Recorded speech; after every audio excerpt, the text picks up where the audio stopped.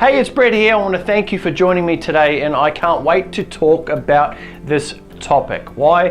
Because it's, funnily enough, it actually applies, and it's something that I've just did right now, which is rather interesting. It's the topic of perseverance. And why is this happening right now is that this video camera that I'm talking to right now, this is the third take for this video. You wouldn't believe it, but I went through the entire concept. And as you know, if you know anything about the show, is I don't have notes, I don't have scripts or anything that I follow. It's this is just me speaking to the camera and speaking about what I believe and what I know about these particular topics. And today I wanted to talk about perseverance. I talked about the entire concept, about 10 minutes worth of video, and I go to check the video and I find out that the video stopped because there's too much memory used on the camera. So I was like, So I persevered, I pressed play it again, and again, you'll see I use two cameras here, there's not just one camera. And what happened, you wouldn't believe it, what happened was the other camera, and you thought I would have learnt this from the first lesson, the other camera, so my side camera here, did the exact same thing. So now I've deleted footage off it, and I should be ready to go. So hopefully third time lucky. But I want to talk about the topic of perseverance and how I believe perseverance is a catalyst for me and my success that I've been able to have to date in my life. Now, I'm sure you could relate to this in some way, shape or form, where there's something that you've wanted in life. Whether it's on a small scale like doing this video, or whether it's on a large scale, you're going to be able to relate to where you had to dig in, where you had to just persevere and push through when all odds were against you, right? When all odds were against you and everything just seemed like, you know what, I should just give this up. But you knew inside that there was a part of you that was like, I must do this. Hence why I'm third time lucky filming this right now. So I wanted to share with you a story of where I believe one of my most impactful moments where I stuck at it, I persevered. And it was when I was 19 years old at the time. 19 years old, and I was in a cabinet making job. I was an apprentice cabinet maker, and I didn't know what I wanted to do with my life. I knew I wanted to do something. I knew I wanted to aspire, and I wanted to help people, and I wanted to have a big impact on this world, but I didn't know what it was. So at the time, I was trying to make do and do the best I could with what I had available. And my boss at the time, actually, it was the past boss. He'd just sold the factory that I was working for, and I seen him one day. He flew in on his helicopter, like a little helicopter, two-man helicopter. He flew in on his helicopter. I was like, oh wow, how do I get a helicopter? That was the biggest thing in my town, right? He was the guy who had the helicopter, flew in from his farm, poked his head around the business just to see how everything was going, and he just wanted to obviously feel important again. But I looked at that and I was like, I would love a helicopter. I'd love to be able to fly in and out. And then I thought, well, how does he have this helicopter? Why does he have this helicopter? And I dug a little bit deeper and found out that he owns multiple properties. So he was in the real estate game. He pretty much owned dozens of properties in the hometown that I was living in. And I thought, how can I do that?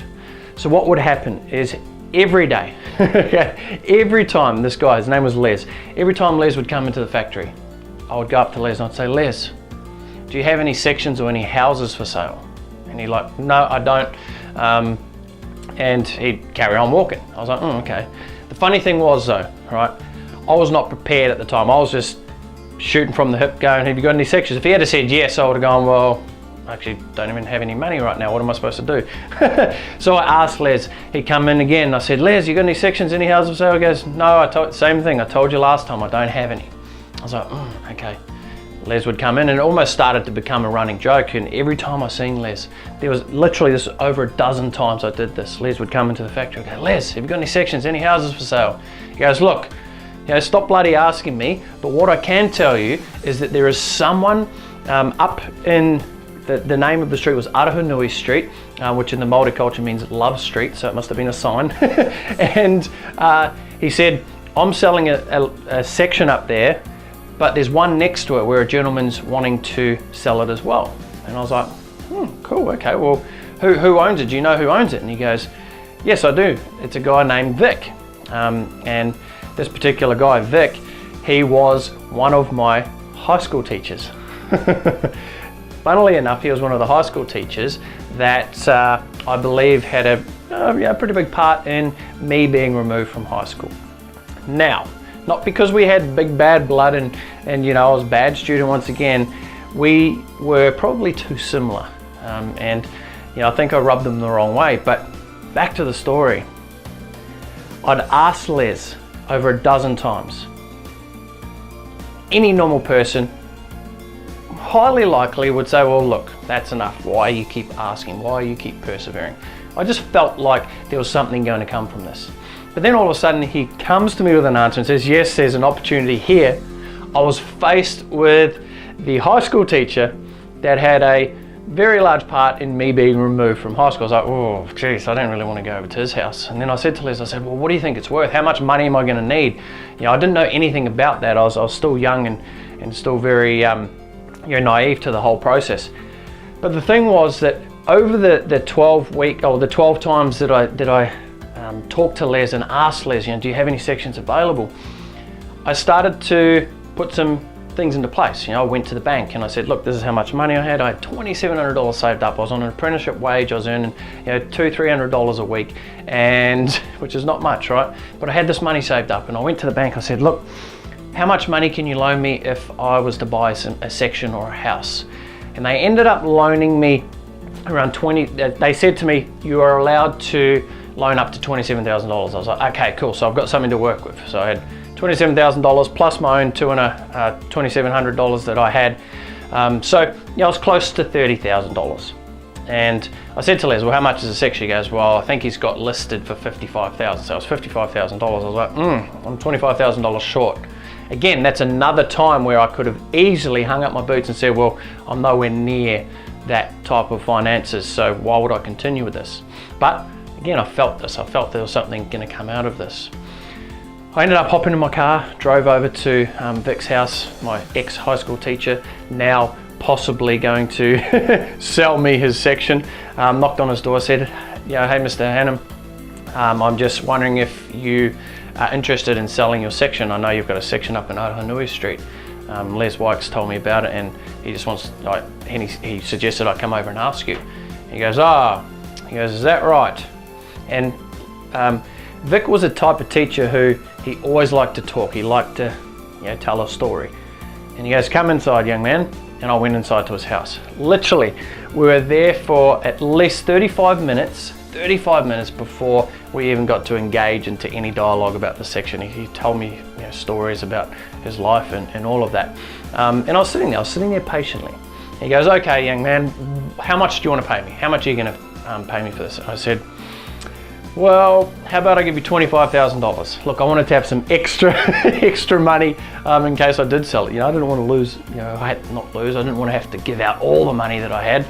And he goes, look, don't be silly. You know, I paid $35,000 for it many years ago, and you know, I've had to pay money and rates and so forth for it. So he goes, it owes me $50,000. I said, the problem is I don't have $55,000. He goes, well, how much you got?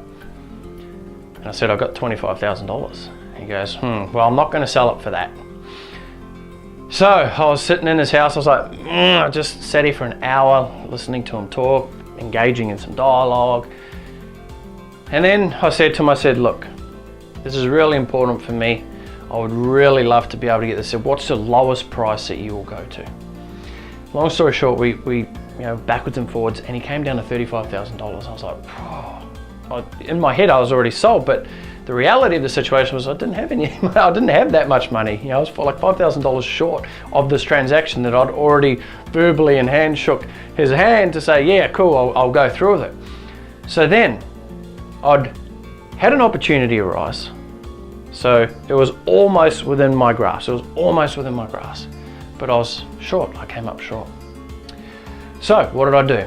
Well, I went to my parents and I asked them, and I hated borrowing money off my parents. I hated borrowing money off my parents because I knew that, you know, money didn't come easy, and we didn't have money trees out the back of our house. And I managed to end up getting an extra $1,000 from my parents to go towards it. And I also ended up asking. I went to my boss. I said, is there any way I can get like an advance on my Fiit? This is what I've done. And Les knew all about it, and Les had a word to my bosses, and it ended up coming through, right? It ended up coming through. I had the $35,000 And I believe I actually went back to the bank because I was still a little bit short. I was still like $1,000 short. You can see here, right? This is perseverance at its greatest. Nothing, it didn't line up for me and go seamlessly. I had to fight and push for every single part of this. But I can share with you this, right? I was now a landowner, right? I was 19 years old and I had this big hunk of land that was covered with bush and gorse bushes and you name it. It was just a large piece of land. It just looked like a forest, to be honest. And I sat on it. I was like, cool. I got absolutely no more money. For the following weeks, I was literally every cent I had, it went back out. And I had this piece of land, and funny enough, something happened.